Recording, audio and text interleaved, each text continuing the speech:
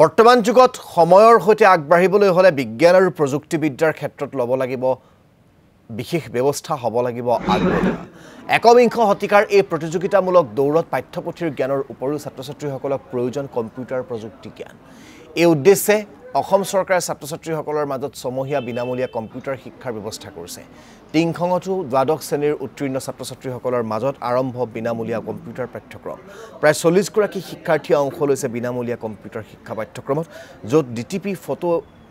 video' editing আদি বিভিন্ন প্ৰশিক্ষণ প্ৰদান কৰা হৈছে এই শিক্ষাৰ দ্বাৰা শিক্ষাৰ্থীসকলে চৰকাৰী বেচৰকাৰী প্ৰতিষ্ঠানত চাকৰিত অগ্ৰাধিকাৰ লাভ কৰাৰ লগতে সংস্থাপনৰ পথ মুকলি কৰিবলৈ সক্ষম হ'ব বুলি মন্তব্য প্ৰশিক্ষকৰ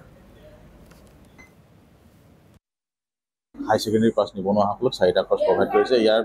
ইয়াৰ জৰিয়তে তেখেতলোকে মাল্টিমিডিয়াৰ ক্ষেত্ৰত হওক বা একাউণ্টিঙৰ ক্ষেত্ৰত হওক বহুতকেইটা টেলিৰ পৰা আদি কৰি বহুতকেইটা কোৰ্চ তেখেতলোকে শিকিব পাৰিব যিটো বিনামূলীয়াকৈ হ'ব